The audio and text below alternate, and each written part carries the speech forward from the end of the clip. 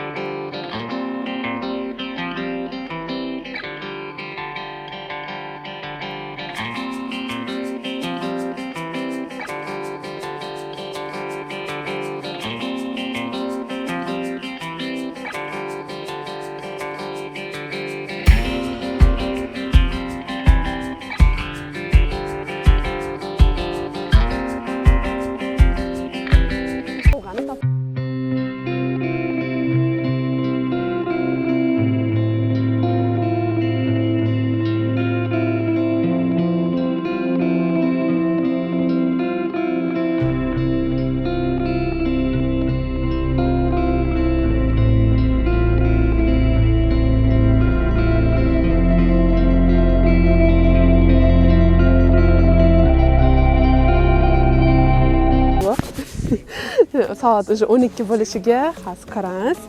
3 minut qoldi. Hozir faqat mana yaqin atrofimdagilar bilishadi, bunaqa podarka berayotganimni. Ozgina qoldi, 3 minutdan keyin sovg'ani o'z egasi.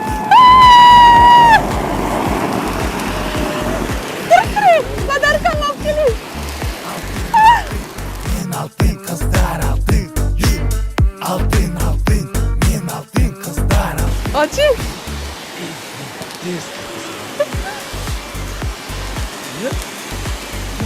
Relax. İçeri başkan abi.